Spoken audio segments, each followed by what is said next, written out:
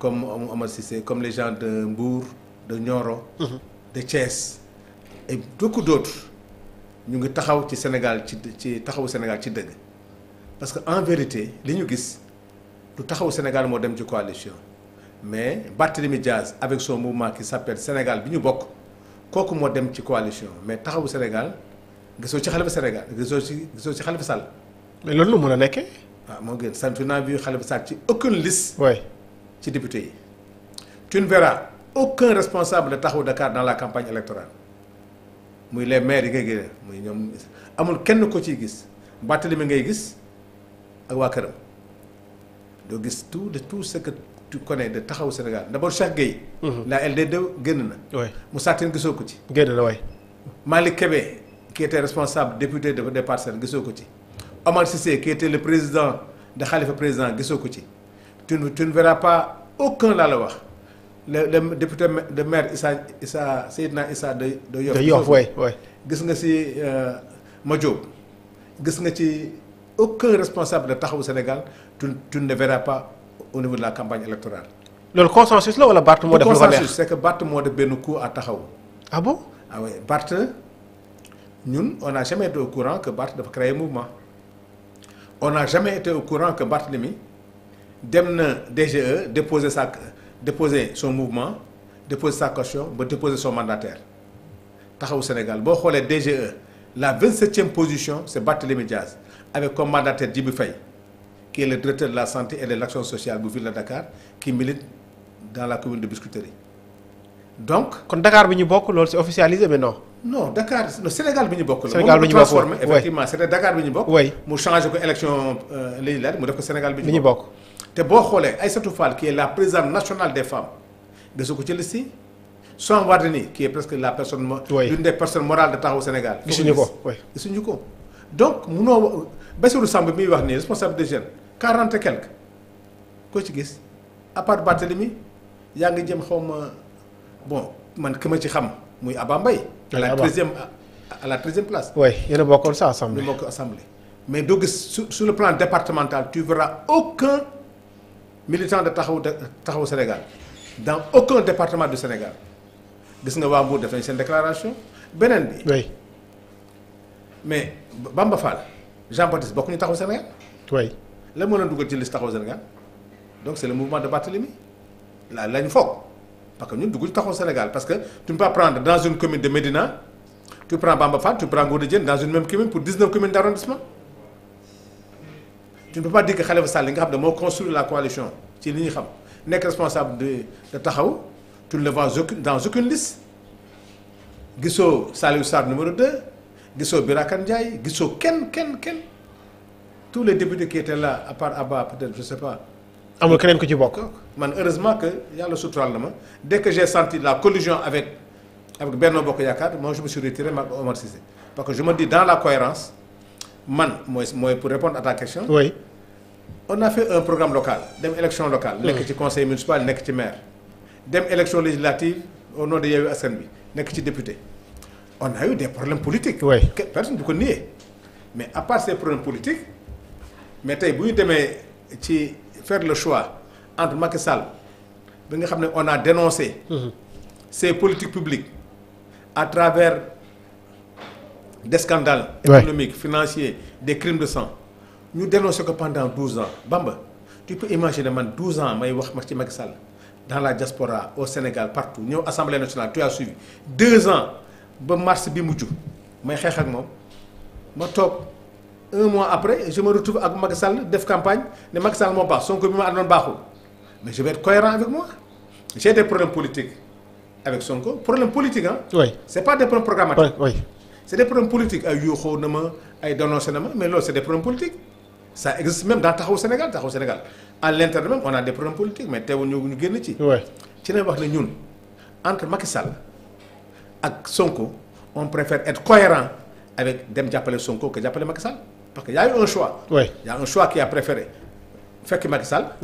man mënu ma ko justifier mais mën naa justifier tey. ànd ak Sonko bi ma ànd ak Sonko parce que Sonko maa moom ñoo doon ànd def campagne. di programme di wax la même chose. tey nag mun nañu wax ne on a eu des problèmes mais man problème yi sax boobu mosuma ci bokk. Ouais. man j'étais toujours quelqu'un qui voulait réconcilier. Ouais. Même à l'Assemblée je pense qu'on l'avait vu hein. Ouais. Donc pour être cohérent avec moi-même pas man rek ñoom Malick Kébé ñoom Omar Cissé tous ces gens là ñu ne nañu toog ci taxawu Sénégal nag ci dëgg moo tax ñu tudd ko taxawu Sénégal ci dëgg au lieu de faire comme les cadres qui ont eu raison sur nous. Ouais. Les Makodou ils avaient dit que ils ont senti ou ils ont compris qu'il y a une collision entre taxawu ak APR et tout ça c'est Barthélemy. Donc ñu ne daal ñun dañ taxaw dem jàppale Pastef ñu nekk dans la mouvance et de la dynamique du prolongement de Yewwi qui est Pastef. Pastef c'est pas le parti. Pastef c'est la coalition qui s'appelle Pastef. Et ça bu ñu ci eggee dina expliquer. ok mais li nga wax fii yëpp ñun mosu ñu dégg la réaction également de Khalifa Sall mu dénoncé ko wala mu piper un mot par rapport à ça. Oui parce que c'est un problème crise interne xam nga déggoo ko. oui mais déggoo kenn ku taxaw Sénégal parmi les leaders koo gis ci coalition bi Barthélemy bu ñëwee da nga gis kenn ku taxaw Sénégal tu ne verras aucun ñi ma lay limal nii. aucun maire non moom c'est loo gis aucun responsable tu le verras avec Barthélemy et tu ne le verras pas dans la campagne amul. Cela veut dire que mais nag il est clair il est parti au nom de son mouvement. oui donc pour man Barth génn na taxaw Sénégal il a créé son mouvement Sénégal bi ñu bokk mais nag est-ce que ñun dañuy toog muy rey taxaw Sénégal. oui non on a préféré être debout accompagner Pastef et Sonko après maintenant les législatives on va essayer de formaliser taxawu def ko un parti politique affilié nekk dans la coalition. de Pastef. Ok mais est-ce que nekkul aussi li Khalifa jeexal sur le plan politique moo tax Barth aussi jël li nga xam ne mooy destin am. waaw man je pense que c'est Barthélemy qui l'a voulu ainsi. oui Khalifa c'est un homme de. parce que moo nekkoon son lieutenant moo doon ko xeexal lépp. Khalifa c'est un homme de consensus. Khalifa tey boo ko mën rey facilement da nga koy rey parce que il a toujours confiance en qui que ce soit. oui bu ngeen ànd yaa koy trahir rek mais doo trahir jamais Khalifa a accompagné Barthélemy.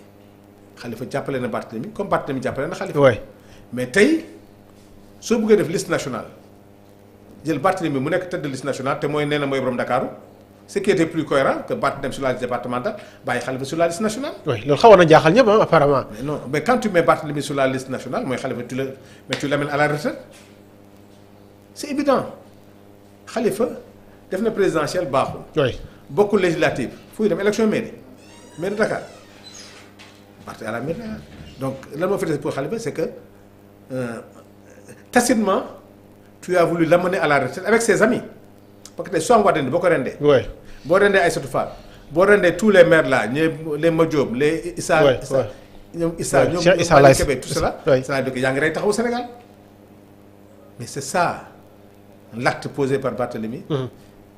mais est-ce que Barth aussi comprendre que politique maintenant ay xale ñoo koy def et cetera et tout. mais xale mais d'accord naa mais politique lépp la politique y a les jeunes y a les femmes y a les adultes. oui je suis d'accord que tu fasses la promotion doo ma ne Bassirou Samb n'est pas jeune. oui doo ma ne Seydina Issa maire de Yoff n'est pas jeune. c'est le plus jeune maire apparemment. qui est mieux placé que Seydina en tant que maire de Yoff bu dee da ngay jàppale dëgg rek Aïssatou Fall doo ma ne il n'est pas jeune mais soo am Wardini femmes yi nekk dans tous les partis politiques.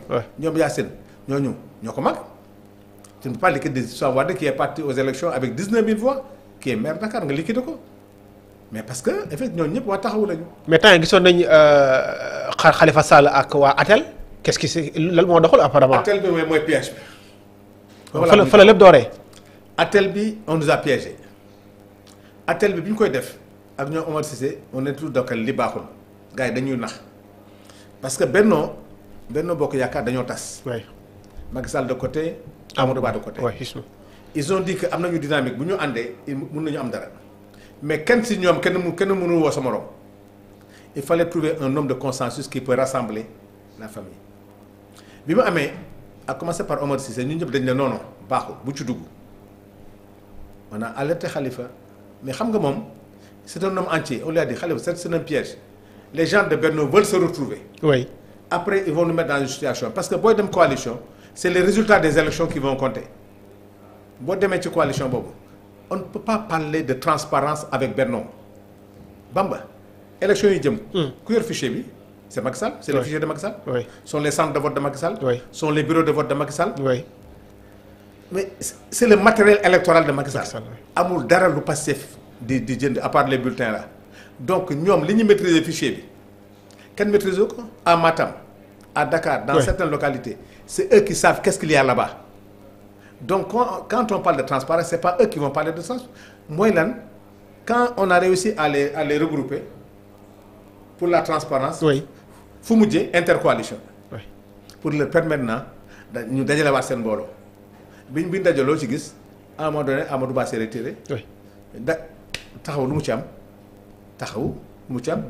absolument rien apparemment oui. Déthié quand il a compris dem nañu quand tu vas dans une coalition le PUR gis naa benn communiqué. oui. tous ces événements là da nga leen gis. non. tu as vu Khalifa Sall dans les événements. non. tu as vu Déthié dans les événements. non. mais ils ont compris trop tard que ne lii. piège la woon et ce qui se fait actuellement Amadou Ba.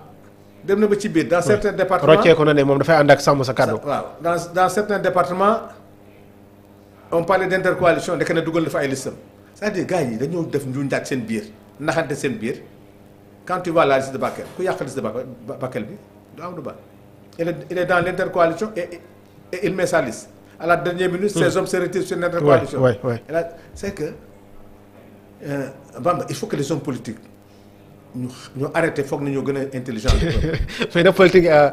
mais quand ça a été toujours comme ça Salwa. quand je vois quelqu'un de la France. dama ko yërëm.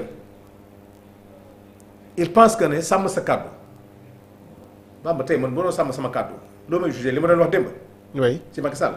su ma ñëwoon ne tey non du ma ju Macky Sall sàmmatuma sama kàddu. les gens de taxaw ñemuñu taxaw ne dañuy sàmm seen kàddu parce que tout ce qu'ils ont dit sur Macky Sall pendant 12 ans tey ils sont en train de dire le contraire. ils sont avec lui loolu mooy sàmm sa kàddu pourquoi Déthié est sorti parce que Barth mën na ko def parce que Barth tu le vois tey fii suba. moom rek moo xam lu mu xam Macky Sall on ne sait pas pourquoi elle a créé son mouvement pour tuer Taxawu Sénégal moom moo xam parce que même s'il voulait être leader mën na ko nekk dans Taxawu Sénégal parce que Barth bokk nañ ci tey ñu war a prétendre diriger Taxawu Sénégal. justement il a tous les atouts. il a tout. te moo nekkoon même liyaat naa Khalifa Sall apparemment waroon ko. tey il pouvait être favori parmi tant d'autres il y a d'autres nag maintenant d'autres compétences qui sont dans Taxawu. tu as vu. xëy na yàlla def na am na fit nekk na maire de Dakar mais am na ñoo xam ne tey mënoon na bu soxlaa Taxawu su fi Khalifa nekkoon mu pose sa candidature comme tant d'autres mais quand tu sors depuis les élections présidentielles nañu koy gis Barthélémy dans une réunion de Taxawu Sénégal. ah bon oui. tegatul fa tànkam. tegatu fa Barth ngi ñëw Taxawu Sénégal le jour de la clôture des listes quand on a annoncé le samedi que c'est Barth la tête de liste ci la ñëw dimanche. mais pourtant démb seen ndaje bi ñu ngi ko defee ci siège yu Khalifa bi non. boobu lay door a ñëw Barth ngi ñëw le dimanche le samedi dañu déposé liste yi samedi dimanche c'est le samedi qu'on nous a annoncé que c'est Barth tête de liste c'est le dimanche que Khalifa l'a fait venir mu door a ñëw raxut ci lay door a taxaw ak waa Taxawu Sénégal depuis les élections mais boobu xamuñu woon ne il était en train de construire son parti. Voilà le coup bas qu'on a eu. Là, c'est un coup monté justement de Barthélémy Diaz. C'est ça qui fait que le Taxawu est dans cette situation. Am des départs par-ci ou par-là. C'est ça. Tout le monde ku nekk toog sa kër. dama ne événement bi tu ne verras pas un leader boo xam ci Taxawu Sénégal mais Moussa Tine ku gën a jege Taxawu Sénégal. oui moom il s'est démissionné wax na ko Moussa. surtout ko fenn. oui temps yi gis naa jël photo am dugal ko ci groupe bi. à quel titre nga koy dugal ci groupe Moussa n'est pas sur les listes. oui il a quitté moom bàyyi la. bàyyi nañ ko il s'était retiré. la LD Debout. c'est retiré.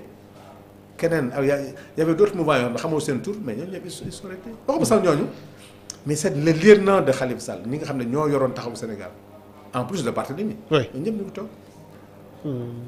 voilà le problème c'est-à-dire c'est une chance pour la liste de Pastef. oui c'est-à-dire on va encore aller à des résultats à la soviétique. ok yow ci loolu moo tax nga sa diggante waa Pastef yaa quoi parce que